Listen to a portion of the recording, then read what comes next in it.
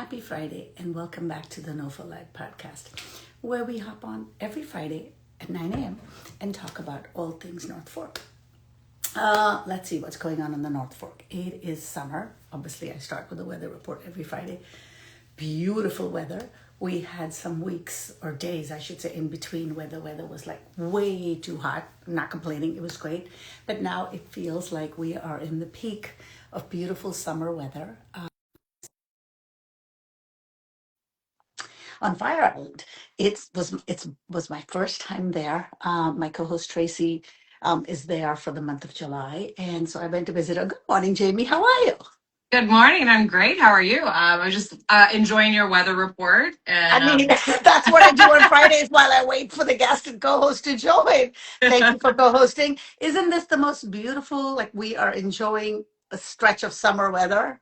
Yes, exactly. I've been waiting for this weather. As you were mentioning, we've been hit with a couple of little too hot heat waves, and I remember around this time last year we were getting one of those. So I'm very glad that we're getting the nice temperate weather. We can sit outside at the North Fork Shack.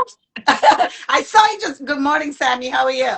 Hey, good morning, everyone. How are you guys? Good. How are you? Good. Good. So I was saying I'd never been to Fire Island, and Tracy, who's not here, partly she's working remotely from there, but it was beautiful to be able to put your feet in like sandy beaches. We have pebble beaches here, which I don't mind, but it was different. It's good, and it's really not that far. And I don't know if either of you have been. You probably have. What surprised me was people go there as a day trip. They just you hop on and it was like not from here, but from within Long Island. But it's a 20, 25, 30-minute ferry ride from the mainland. And people just put their bathing suits on, grab a little thing, sit at the beach all day and go home. And I'm thinking, I could do that. It's an hour for me.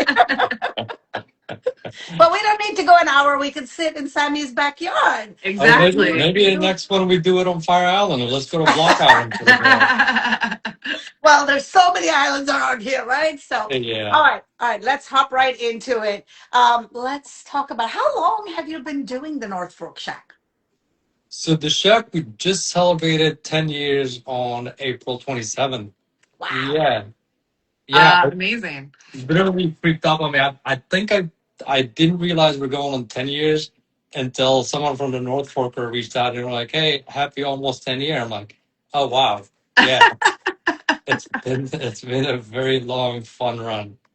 So give us a little bit of your background. You are the co-owner, correct? Or are you full owner at this point? Because At this point, I'm full owner. Yeah, okay. my business partner. 10 years have passed. Yes. Correct. Yeah. So the shack really was just, it was a fluke. It wasn't supposed to happen. We started, my business partner at the time and I started a catering company. Him and I met at the North Fork table when it was ran by Claudia and Jerry, Mary, Mike. Oh, you're going back in the day now. Oh, way back in the day. Yeah, I think I knocked at the kitchen door 2 days before they opened. I think this was 2005, 2006. And by the time I got home, they called me, asked me if I want to come back and train that same night. So we kind of did he did 2 years, I did about 4. And as we were looking for what the next step is, we decided to start a catering company. We call it Creative Courses Catering. Oh, I remember that name. So did you already have hospitality and restaurant business experience at that point? No, that was supposed to be. At the time, I just bought a house and I was just looking for a weekend job because I was commuting to the city. And I was just looking for something just easy, just go there Saturday or Sunday. And once I got in, you're cracking me up. Easy restaurant job like that is just cracking me up. up. I love hospitality. You talk to different people. It's always exciting. It's never boring. It's never dull. It's not easy, but it's never mundane. It's just every day you don't know what's going to happen, or you're going to meet, or you're going to talk to. And working with the Norfolk table was just like, it opened my eyes to. It's literally saying that you've never had fine cuisine and your first bite was caviar. I literally got thrown into the best scenario. It was Jerry, who was still, for my opinion, the best chef that's ever been through here. With this simplicity of the dishes, and every single dish he made was just fun. It was simple. It was good. It was consistent. Claudia, I mean, if you don't know what Claudia did for desserts in this country, Well, and it's still never. continues to do. Exactly, yeah. Mary was just like a hospitality queen. Mike was just made me love wine. And just between all the four of them and learning a little bit from each one, I was like, all right, I think this is what I'm going to do for now. And I just didn't know to what extent. So while I was at the Norfolk table, I learned so much from Mike for wine. So I decided to go back to the city and get my sommelier license. So I did about a 6 month stint of going to the city twice a week and tasting wine at 9 a.m. every day. It wasn't really as much fun as it sounds, but we learned so much from those classes. But yeah, fast forward through that, Ryan, my business partner at the time, and I were best friends. We decided let's just do a little small catering thing on the side just for friends and family. And within the first year, just from word of mouth, I think we booked our first wedding, big wedding, within 6 months of our first event. And it just snowballed into bigger and bigger events. And at one point, we decided we needed our own big kitchen for prepping. And that's 2005 is when we took over this building. And while we're going through the process with the architects and the health department, we realized we have a lot of space. Um, Hopefully both of you will stop by one day. The kitchen is huge, but we still had enough space up front for like initially we were thinking just like a little takeout spot. So we decided let's do the shack, and I think we came up with the name and the menu maybe a week before we opened. And it's been fun. We have a few staples that we keep on. We try to have fun with the specials, just so we're not making the same thing over and over. So we try to change the menu a lot based on what's seasonal, what's available, what's fun, and more times than not, it's the special is what was I craving that week and I wanted to eat. So if I'm making it, I might as well make a lot. It seems like there's like so much difference between all of those, three kinds of businesses you just kind of, laid out for us, from Northwark Table to catering to now doing the shack. What do you like about this current, I guess, chapter in your life? Like, what do you love about this type of food service compared to other stuff that you've done in your past? It's the fun aspect of it, because I've worked in the restaurant business and I have friends that own restaurants, and I've seen like the one thing I don't watch on TV is anything that has to do with restaurants. Everybody tells me that I have to watch The Bear, and I'm sure it's amazing, but all Oh, those shows. speaking of which, I forget which actor, but he just stopped by at Maroni Oh, that's for awesome. lunch, and they posted a photo. Yes, Oh, that's funny that great. you bring up the bear. That's Yeah, awesome. no, everybody tells me it's as good as ever been done, but I watched maybe half an episode and I started getting anxiety. I feel Like, like a lot of chefs say that to me, that they're like, nope, I'm good. I'm good on Yeah, watching that. you're Like, I've you're already lived it. you're yeah, already no, living the kitchen. You're already living the kitchen every day. Yeah. yeah, but the fun part of this, it's fun. We have a big Sonos speaker in the kitchen, and whoever gets here first in the kitchen gets to choose the music for the day. Oh, I So like Nice. it that. goes from Moroccan to French to country to Spanish. And everybody, like I'll sit in my office and I'll just hear everybody giggling. The main thing that the shack gives me is this concept of this is not DOR. No one's gonna die. Um, let's do the best we can. Have fun with it. The same thing with the staff up front. We like it to be fun, which sometimes, unfortunately, being in the restaurant business, it goes away from that to being just a lot of stress. And so the shack gives me that. And that's why I love the name, because, it's like, you see this small house and then you walk in and you're like, oh, I didn't realize you have this many rooms or this kind of decor. It's what I get from people. They hear the shack, they come in and there's a poke bowl with fresh tuna, or a pulled lamb that's Moroccan influence, or a fried chicken sandwich that is probably our best seller.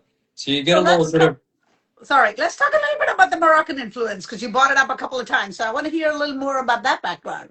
Yeah, so I was born in Morocco. I was spent most of my childhood in Morocco. Spent a little time in Europe, but predominantly Moroccan upbringing. Um, and it's funny being immersed in it as a kid. I didn't appreciate it. Like I wanted to go eat McDonald's when it first opened. I wanted American cuisine. I wanted mac and cheese. I wanted steak. I still want mac and cheese and steak. But yeah, growing up in the spices, once I left it is when I missed it, and I just realized how special it was what I had. So every time I go back, I make sure I get my fill of that, and I try to bring a little bit of that influence in the food here without it being called a Moroccan place, because that's one of the things when we opened the restaurant. A lot of friends and locals were like, "Oh, finally a Moroccan place," but I just didn't want to be the Moroccan guy opening a Moroccan place. I wanted to kind of let's have fun. Let's try everything and bring it in. So the spices, we try to get all of our spices from Morocco. Everything's fresh. We do like 4 or 5 shipment a year of the spices, and you can definitely taste the difference. And especially in a few dishes, in particular the pulled lamb. We just have a leg of lamb that's braised overnight in Moroccan spices and broth, and then it goes on a pita with tzatziki sauce and little sharmoula, pickled veggies. That's a. I was surprised that that's a very popular one because I feel like America has this love and hate story with lamb, but for some reason it does really well. I think it's just exciting to have some of those different flavors available. You know, we love all the restaurants here, of course, but you know, a lot of people do seafood and a lot of similar dishes.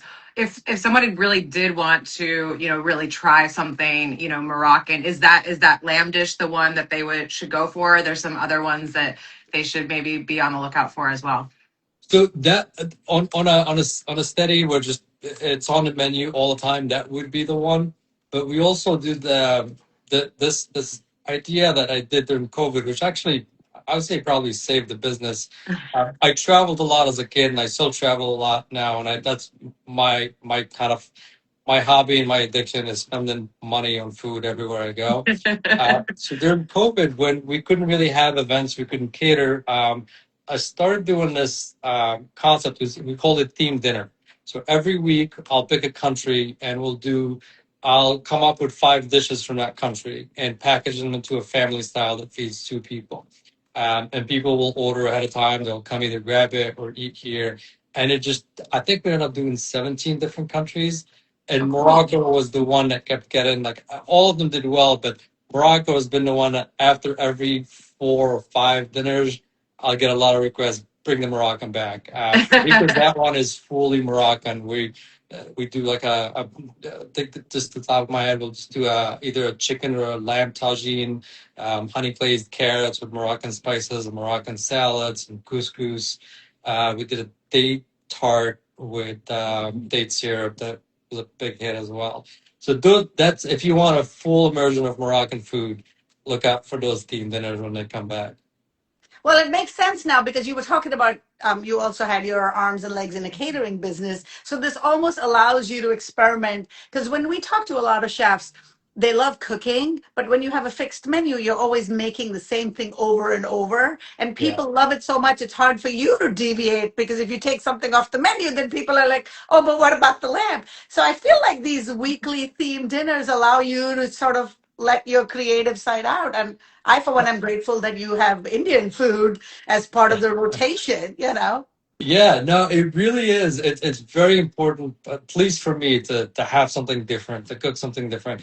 But back to having the main staples, I think I have probably a dozen, if not more, of emails back in the day when I'll take something off the menu, and I'll get like these nicely written complaint email, where it's like, "We love your place. Unfortunately, you won't see us again if the fish sandwich is not." It's almost like a ransom or a threat letter.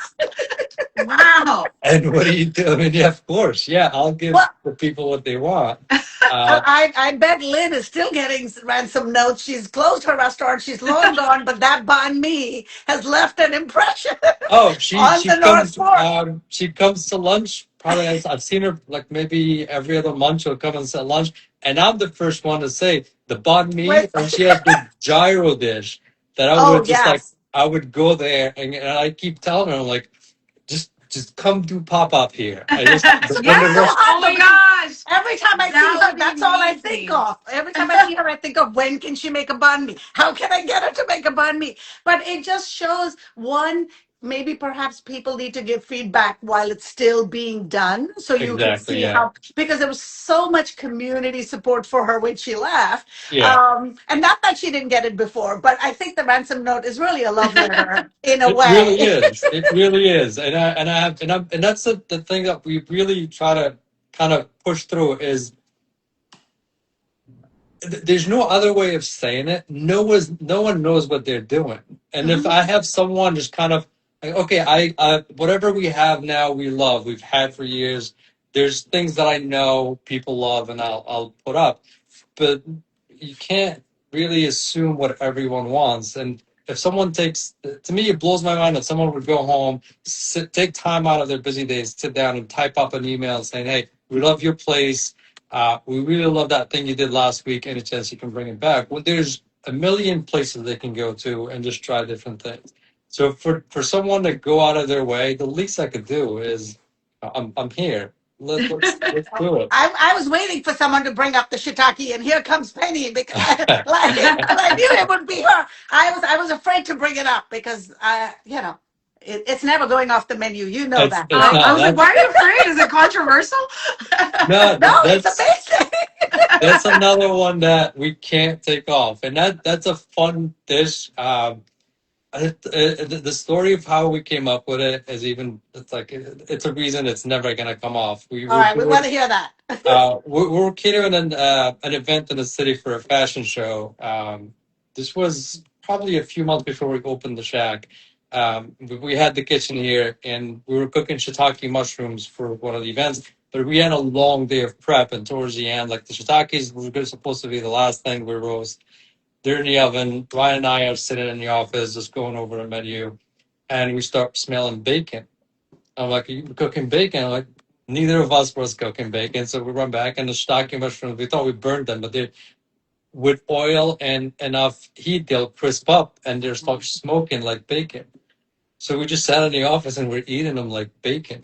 And that's how the SLT is, like a version of a big BLT, but without the bacon. Oh man, I love that. Well, I had my first shack experience yesterday in preparation, research. I had to do some research I for the love I interview. this. just have to say this, Jamie. Ever since you started co-hosting with me, I feel like this has become a foodie show. Like all the time, I'm it's not food. mad about it. Oh, Listen, me neither. Me neither. no, one of the things I definitely noticed is obviously like so many, a lot of fresh produce from around the North Fork. I know you guys source seafood from around here as well. Was that something that was like very important to you when you guys, first started and also, now continuing on 10 years later? Yeah, oh, absolutely. And I learned this from Jerry. Mhm. There's at one point I was pretty much trying to cover everything in the restaurant, especially in the off season at the Norfolk table when it wasn't that busy. And I've really gotten close to Jerry Hayden a lot. And just in the morning, you'd be like, "Oh, let's take a ride," and then we'll go. And I remember back when KK was still around, when she was alive.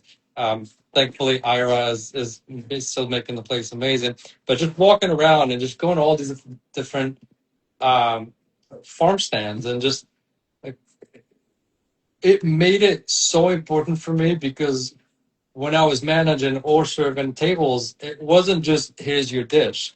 There was a story behind it. Like, oh no, listen, what you're having right now, we drove to that place, and then people will see the excitement that I had, which was genuine because it's not often you could say, oh no, I went and we handpicked these tomatoes and brought them in, washed them, cut them, and now they're in your plate. So that kind of was very important for us when we started the catering, especially. And we'll just have a menu based on what's available. We'll talk to Charlie at the Southold Fish Market. We'll talk to Aaron at Latham's Farm Stand, and they'll give us a list of, okay, we have a lot of this, we have a lot of that, we don't have this, we don't have that.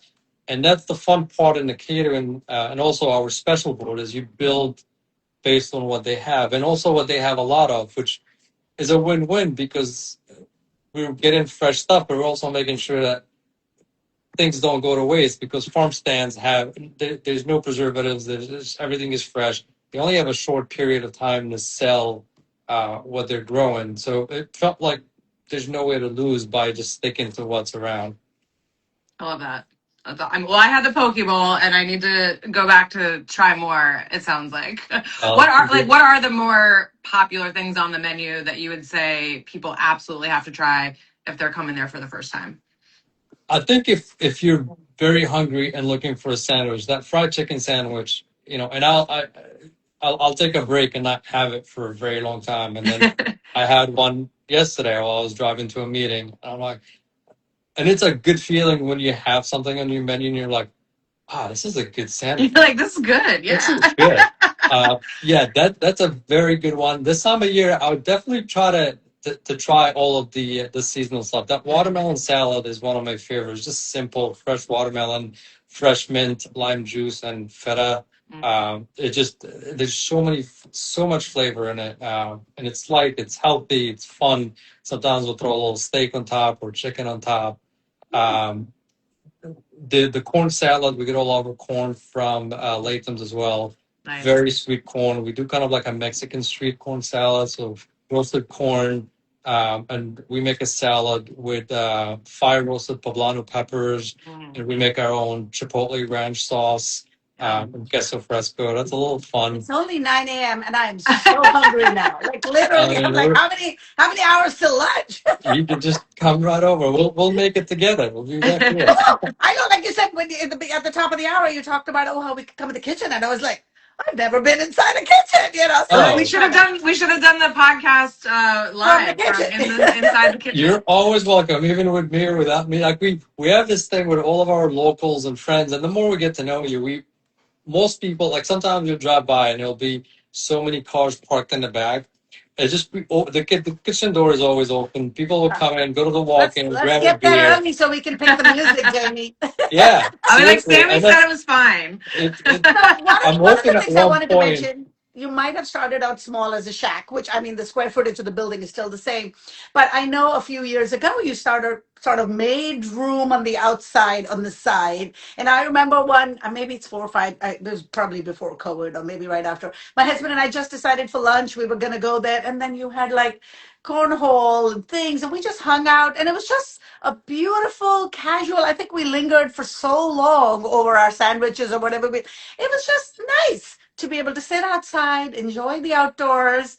So thank you for creating that oasis. Yeah, of course. No, it's a great the next door, which is it's a huge space. We have like sun sailed, bunch of picnic tables, and it's just the whole point, just being again a shack where you could come as you are, whether you're coming from the beach, whether you're going to meetings after work. And apparently bring the dogs. Yeah, dogs, kids. I didn't know that was a thing. Okay, Penny, thank you for that tip. No, this is one of my favorites. So this window in my office is butt into the outdoor space, and like on a Saturday afternoon when I'm like sitting there doing my emails, I'll just open it and you'll just hear like a couple of dogs barks and kids giggling and running around. It's a good, and we have these tall grasses, even though we're on 48, which is a fast road.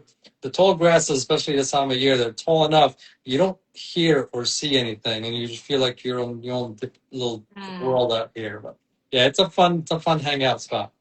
Yeah, I just remember it being a really wonderful afternoon, and you know, luckily I live not far, so it just felt like a staycation in my own backyard. Exactly. There you go. I always like when I see the giant Connect Force. I think that those are so fun. We're like, we always say we need to get one for our backyard, but you guys have one, so maybe we don't need one. There you go. We'll be everybody's backyard. You just. I mean, that's what. Honestly, that's like the vibe and I'm sure that that's kind of what you're creating there, but it definitely felt like you were just at, you know, some friend's backyard barbecue. You're just out on the picnic tables. Like you said, you have shade, games if you want to play. It was a beautiful day. Honestly, this weekend is the perfect time to go. Just sit outside, order some food, play some games, bring the dogs and the kids. It sounds like a day. Yeah. What days and hours are you open? So for July and August, we're doing 7 days a week, 12 to 7. Once we start rolling into the September, we'll probably bring it down to 5 days a week. We try to keep Mondays and Tuesdays off after the summer. And what are your current plans for the takeout specials that you mentioned? Yeah, we're getting a few emails asking. The summer is a little tough because the catering, we have events pretty much every weekend. Um, and I love my staff and I trust my staff with everything that I put up. But with the theme dinners, it's something that I like to do myself. I like to. It's research. It's fun. It just seems like I want to. And I change it as I'm going. Sometimes I'll advertise a dish and I'll try something better and I'll just send an email to everyone, hey, do you guys mind if I change it to this? So it's ever evolving, so to speak. So those we'll bring back right after the summer. So probably first or second week of September. And I think this year what we'll do is we'll put a full schedule for the whole fall, winter.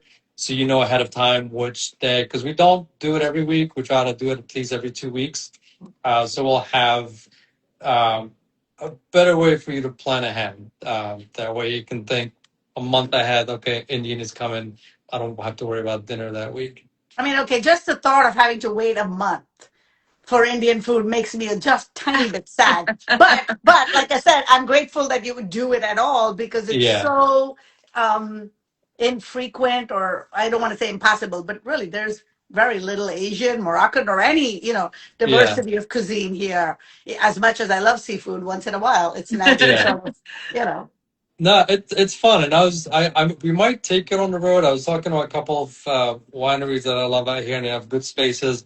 So I might do it where it's like my dream is to do it in a long table somewhere outdoor and make the whole like Indian. Everybody comes dressed Indian. There's Indian Oh, band music, the light and the decor, and just make it into like a fun function. now I'm doing a So happy cry. Well, any date you want to Sunita's do like, that. I I'll mean, help you plan it. What do you all right. need? You Well, also we you might. also don't need to go far for a venue. We just talked about your backyard. I think a very, very long table can fit in Yeah, that that's backyard. true. That's true. That's You don't need actually to go far for a venue. yeah. No, we like working with other people. That you're right. There's plenty of space. We've done a bunch of wine dinners. We'll probably bring back again this fall at the Shack and at different wineries. And it's always fun just to have someone come talk about the wine. We do the food. Um, but yeah, I think we might. I I'm think going to more throw you a often. crazy idea. I'm going to throw you a crazy idea because I know Okay. you're talking about vineyards, but the visual of the table and the vine sounds great. When I was on the board of Slow Foodie Stand a couple of years ago, we did a dinner at sunset in North Fork Flower Farm.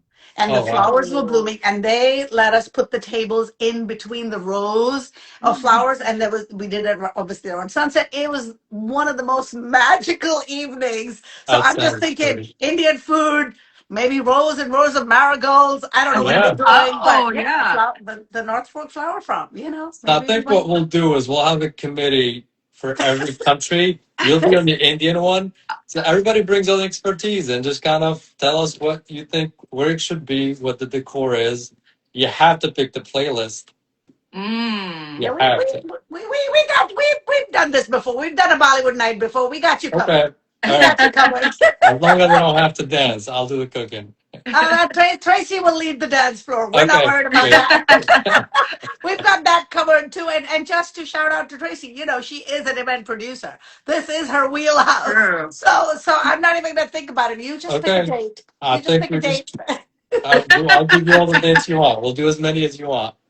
Oh, oh. All right. Well, one of the questions that I think you kind of started to answer that. Now that you realize it's been 10 years, what's your thoughts and vision for the next 10 years, assuming you're going to continue to do it for that long? Um, just get better at everything. Make it so we never really advertised the Shack. We advertised the catering way back when we first started, but we never really advertised the Shack. It's always been word of mouth or someone who loves the food tells someone or posts about it. To this point, we still have people that would come in September or October or even in the winter, and they say, "Oh, how long have you been here?" And I'd say 10 years, and they would be from Southold, locals, full timers that have never heard of us, Oh, wow. and they become regulars. And I feel like it's a two-edged sword. And you're like, oh, I wish more people knew about us, but also it's exciting. There's still people coming in that it's the first time. Mhm. So we'd like to grow that more, and then. we want to get into more grilling. There's Yes. this thing we're playing with. So I have a friend make custom made kind of an Argentinian grill. The same thing that Minnow has. I don't know if you ever had their grilled fish. Yep. So Yep. Andrea was the one that recommended it. So I had it made for here, and we're thinking of doing some kind of fun barbecue, almost like how the Predwin used to be. Ooh, well, Or they're back now. They're doing their they Wednesdays are. again. Yeah, I Yeah, just they're heard. back. So we're something kind of similar but different at the same time, where it changes a lot. I'm just saying tandoori chicken lends itself beautifully Yeah, just as a starter first dish on that yeah. grill. You don't need to look far. No, that's one of the actually it's on the menu because I started putting Okay. the menu together. Okay, my work is done here. Yeah, so we're thinking of doing Sunita's something like, like do you that. need me for consulting at all? No, just taste testing. Taste testing. I'll be taste testing. Yeah, we need you for research. I'll come with Exactly. you. Yes. Yeah, so we'd like to grow that and just have more fun events here. We have the space, we have the staff, we have the food, we have the drinks. So we'd like to do more fun things now. I'm trying to lean in towards more. We had Maggie do trivia night for pretty much a whole month or month and a half. And then we'll probably bring him back in September. We have a friend of mine, Adam, who's just this amazing cocktail maker, and he'll just come and we'll take over on a Friday night, and we'll just call it cocktails and tapas. So he'll make a seasonal menu of drinks, and then we'll pair it with some small dishes, tapas style, where you can just come and hang out. And usually we pair it. We put a big projector outside, so if you have kids, the kids can just sit outside and watch a movie. We'll do the same thing with the NFL, maybe do a couple of games outside. Now that we have the bones done, we want to have fun with it. Let's make it. So more fun. That's your answer for the next 10 years. Let's have more fun. Yeah, for me more than anyone else, because I'm out there. If there's fun, I'm always out there for it. Okay, we're gonna jump into the NOFO Life 5. Okay. And you can answer it however you want, if you're taking Jamie and I to breakfast, lunch, or dinner. Either what are we eating by you, because you have so many choices you can walk us through, or where would you end up going if you needed something different than what you're cooking? Oh, we're definitely going out. Let's go somewhere else. I mean, you can come here all the time. We'll eat, but for breakfast, probably one of my favorite breakfasts, which I can't do all the time, but Sterlington Deli in Greenport. Yeah. It's just, every single thing is solid. Nothing is, there's no fuss. It's just really well done breakfast. Whether it's a breakfast sandwich, or sometimes when I try to be healthy, I'll do 3 eggs over easy, sliced turkey, whole wheat, and home fries. And after a workout or after a long day, a long night of work, it hits the spot. I feel like everyone who orders there has a regular order. Like, I Yeah. don't see any new people walk in, and it's like loyal follower. Everybody you walk in, they know what your order is, and that's what you're getting. Oh yeah. Now when I walk in, he asks me if it's 1 or 2, and it's one of the 2 things. Because I'm not gonna try anything else, because it's nostalgic. It makes you feel home. It's well done. So that would Like a be deli should be. Like a deli should be. exactly, yeah. That would be my breakfast. Lunch, I mean, either Minnow or Legends. The Minnow, it's just you're in a whole different part of the world. You're transported. You're sitting out. Kids are running around. Picnic tables. Great wine. Great cocktails. And for some reason, when you're there, you never feel bad about drinking wine at lunch. It's like, I think it's encouraged. I think it's required. It always feels like vacation. The food is just out of this world. They're duck free. Anything fish. They have the crudo pasta is probably one of my favorites. I need to get that next time. I just made a post about Minnow, and they responded, and they were like, "You have to get the crudo pasta next time." I always stick to the appetizers because there's so many fun things to share. But you're like the 5th person that said the crudo pasta. Yeah, I get it all the time, to the point now where if I have to go with someone else, either with my wife, or if I meet Andrea for lunch, to make sure someone gets the duck so we could split. Because I don't want to miss out on that pasta. But yeah, everything they make is phenomenal. And then across the street, the fact that you can sit at a bar and have a cold beer on tap and either have really good burger or really good sushi, Or that's both. that's Or not or both. both. Yeah, it's not a given. It's a special Yeah. place for me.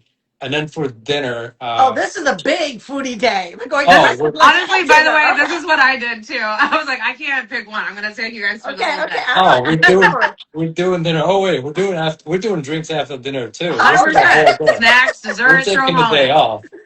So for dinner, it would have to be 𝗙cisque oyster. Oh, It's very consistent. The vibe is amazing. The food is great. Um, and the best martini in town. I love a good gin martini. Um, and you just the second you sit on a and I love eating at the bar. Sometimes uh, way too much where like every now and then we'll have to do a table when I go out to dinner with my wife, but I love sitting at a bar because I feel like the conversation never dies. There's a lot different energy at a bar than at a table. but also But shout out to them because Greenport is not an easy town for restaurants to survive. I mean, yeah, the entire North Fork. But 𝗙cisque Oyster is one of the ones that have been here forever. it was the original. It was the original restaurant, like the restaurant original kind of, outside of the box, that really focused on food, drinks, decor, ambiance many, many years ago, and they've been consistent with that ever since. But yeah, I'll sit at the bar, I'll get a martini, and then there's nothing in that menu that I haven't tried 100 times. So if it's something new, I'll try something new. If not, I have my go-to dishes every time. And then after that, you take the long way out. You go around the block to go I to know where Bricks we're and going. Rye. I know You where we're go to going. Bricks and Rye, and you finish the night with Evan mixed. So I love gin, hence the martini. But at the end of the night, I'll do a. He makes a white Negroni, which is Mm. not typical, but it's the best cocktail in town, and it's the best way to end the night. And I'll just walk home from there because we're only a few blocks away, and that would be a good day off. Which now thinking about it, maybe I'm due for one. That sounds like an absolutely epic North Fork food day. So I hope everybody was taking notes. I think you'll have some good answers for this one as well. What is? And it might be hard to pick one. So if you want to name a couple, but your go-to farm stand. I love them all. I love them They're like all. your Super, children. KK. I love Latham stands out a little bit more for me because I've gotten to know the family. The kids now are working the stand, and just the drive. You're driving through the causeway. It almost feels like, and Erin is amazing to work with. Like she brought new energy to the family stand. Uh, and it's funny. I just texted with her today because I need heirloom tomatoes for next week, and I need zucchinis for tomorrow. And sometimes I get bummed when she says, "Oh, we'll deliver today." I'm like, "Can I just come pick up?" I love an excuse to drive out there and just like you're driving by the causeway, you see the farm stand, you know everyone that works there, and it's just they're all great. It's not an easy business. No one that runs a stand or a farm is doing it to get rich overnight. It's backbreaking, but every time you see them, they're happy to see you. They're glad you've taken the product. They come and try it. So for me, there's a little special place in my heart for them. But again, I love all of the local ones. You know how it's like you end up at farm stands out of convenience, right? Most people end up going in the half a mile or mile because there are so many options. But Latham's is one of the few that I constantly think about and want to get in my car and make the drive to Orient to get it. Because Yeah, I feel the same way about them as you do. I probably don't go out as often as I should. But every time I think of it, I'm like, yes, the drive is pretty, but also it's one of the stands that only sells what they grow. So you're only going to exactly. get what they pulled out of the ground, which Yeah, if you're looking for avocados, you need to stop someplace else, kind of deal, exactly. Yeah, yeah, But it's a great farm stand.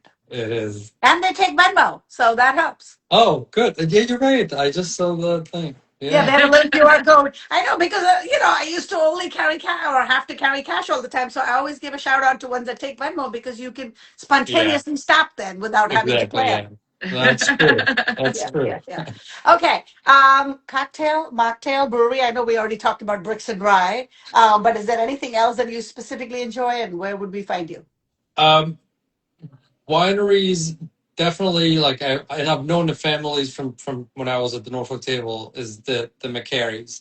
To me, I always have a soft spot for a family-run business, and there's no business that's as family-run as 𝗙𝗃𝗧s is in Norfolk. Alexandra, Joe are always there. Joe Jr. runs the pretty much the farm. Ella is probably the most knowledgeable person I've ever met when it comes to wine. All of their staff, like Gibson, Nicole, like I've gotten to know everyone, and every single one they make is just like a very consistent, really well made. I'm a huge fan of their rosé. Their 𝗏𝗏 go out for like a table wine. Um, all of their reds, the Alexandra a few years ago they made it was just like out of this world. Well, and I talk about event space at their Meadowlark location. I Just know. throwing out another idea for where you might want to do Moroccan We night or actually were Bollywood night. talking about doing events there. Yeah, we Yay! trust me.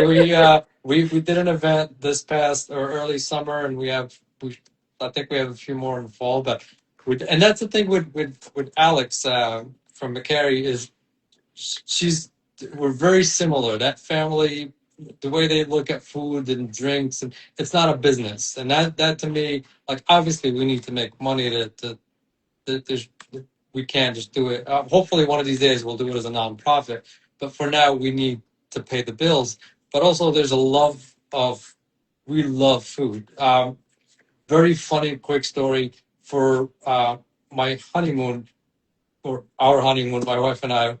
One of my favorite places in the world is the Basque region in Spain, San Sebastian. And for our honeymoon, my wife and I were going to fly to Madrid. We'll do 3 nights in Madrid because she's never been, and I used to go a lot. And then I want to take her to San Sebastian because the food is just, I would spend a $500 person dinner at a Michelin star, and the next day spend $40 on street food, and you just can't pick which is better kind of place. But we did the Madrid, and then there's one flight from Madrid to San Sebastian a day. We get on that flight. The airport is very small. We get in a cab. We go to one of the hotels that my wife picked. We walk into the hotel, and I hear Sammy. I turn around. It's the 𝗙𝗃𝗧s. No. Yeah, Oh I'm like, my God, of all the gin joints. it's like it's a small world, and we go there, and then the same concept. They're there for the food, for the wine, for the experience, and that to me, like when someone I connect with, another business I connect with to that level, um, even though everything they make is amazing, the fact that they have this love for family, for food, for drinks, just makes it so much easier and fun to work with. I love that story. I feel like that's a perfect North Fork story as well. It is such a small world. Sunrise or sunset? Which one do you pick? And do you have a favorite spot to watch it? If you're sharing that, I know some people like to gatekeep their sunset spots. Well, hopefully my wife won't get mad at me, but it would be sunset. And she turned me. She was born and raised in Orient, so she takes me to her favorite spot, which is Truman's Beach in Orient, and that is the best sunset we've seen in the last few years. And we try to do at least once a summer. We'll go with a bottle of champagne and just sit there and or bring dinner from Hellenic or back when 𝗙𝗏𝗄𝗏s and 𝗙𝗏𝗃𝗃s was in Orient. We'll just grab food from there and go and sit there. So I'd say Truman's Beach. I never take a bottle of champagne to go watch sunset. I really like that idea now. Well, if it's not legal, then I don't take bottles of champagne. I'll just bring an iced tea, just in case someone thinks it's illegal to do that. Well. Yeah. No one watches this. We're not podcast, turning you so in. Don't worry about it. Okay. Well, I'm just covering all the bases. No, but it's just something beautiful about being, and I think again that's one of the beaches where you can watch it from your car, right? Because if you like 67 steps, for example, you really have to go down the steps and almost Yeah. make a laugh depending on where you are. That's a good one. And another mile down the road, you can stop at 𝗏𝗏's and leave money Yeah. in their box and grab beets and, you know. Or you can Yeah. go to our one of our more our recent guests as well. You could go out to Third Culture Club. Oh, I know. yes. I know. Well, I'm on the board of the Friends of Oh, Orange cool. Beach. So there's if I can plug, they're trying to raise money. We're gonna have a line of concerts most of the Tuesdays. I think this And Tuesday, this upcoming Tuesday, is there Well, one? because there's Or so was much yeah, there one this rain, past right? week? I yeah. think it was this Unfortunately, we had to past week. It was this cancel. past week. Exactly. Yeah, but there's an amazing lineup coming up. So I'm hoping to finally go to one of the concerts and try the food there because I hear amazing things and just the pictures, the menu looks great. So I'll definitely make it the next stop. For sure. Well, Cassie was on the podcast. Was it a week ago? I don't know. It's 2 been a weeks, I blur think of food. 2 weeks ago. It's Yeah, been I a know. food They all blur together. conversation, but similar passion for food, similar passion for creating, and I feel like chefs are artists, you know, and the local produce is your canvas or paintbrush. I don't know which one, but you know, it's great. The whole conversation really has been about your love for the North Fork. But tell us, to sum it up, what do you love about being part of the North Fork community? It's just the acceptance. You know, I moved here back in 2004. I was a Moroccan foreigner immigrant that moved into here, and I just can't tell you how accepted I was, how welcomed I was, to the point where now, like we do pick up soccer with these younger kids to play with, and no one believes that I'm not from here. But everybody's debating whether I went to Matatuck High School or Southhold High School. Well, you called Gabriella Ella, so I assumed you knew her from back when. No, it's just everyone. Like I feel like there was always a misconception about some of the parts of in the world in general. But once you get to know the people, like I know every different aspect of this fork, whether it's younger, older, um, and that not once did anyone make me feel like I wasn't home. And that to me, it's huge. It's very important because I don't have to worry about that. Like I'm here. I belong here. I live here. And not only did they welcome me when I decided to do my own business, they supported me. So that to me is very special. And I like I said, I travel a lot. It kind of my therapy is just getting on a plane and going somewhere. And no matter where I am, no matter how beautiful it is or exotic, I always miss the same thing. I miss getting back on my pickup truck. I miss opening the window when I get to Riverhead and it gets darker and the air smells better. I miss driving through the farms. This the special part is this is home, and it's been home from probably day one. So yeah, it's a very dear place for me. Mm-hmm. Wow, that's I love it. powerful, and we're grateful that we all collectively found our way here to be able to experience the collaboration and the acceptance of North Fork, the way you described it. Yeah, we're blessed. Well, thank you for joining us. Jamie, what do you have coming up? I saw something about your Bobby Flay. Oh, I know. I forgot to say it last week. I forgot. Yeah, it aired on Tuesday. So I don't know if it's re-airing at all. But no, I mean, the Food Network podcast is currently on a break, but you could get caught up on old episodes, and we'll be back in September with brand new ones. But in the meantime, I'm happy that I get to fill in on this one. Yeah, I mean, I miss chatting to Tracy, but this is great. I mean, she might extend. I know she's busy in August a little bit too, so we'll just extend your residency and keep chatting Thank with you. you. Just want to give a shout out to the Greenport Farmers Market every Saturday from 9 to noon. You know, beautiful weather. They have live music, so go support your local farmers and find some local produce. I mean, the corn. They've already started selling corn in bushels, so you can start buying corn in bushels if you want now. You know, and it's out on every farm stand. So enjoy the summer, everybody, and we will see you next Friday. And go hang out at the shack this weekend. Yeah, Yeah, well, yeah, that's bring your it. And dogs. you know, the back door to the kitchen is open. Exactly. We're always beer cold. Thank you, everybody. We'll see you next Friday. Okay, Bye. thank you. Bye. Bye.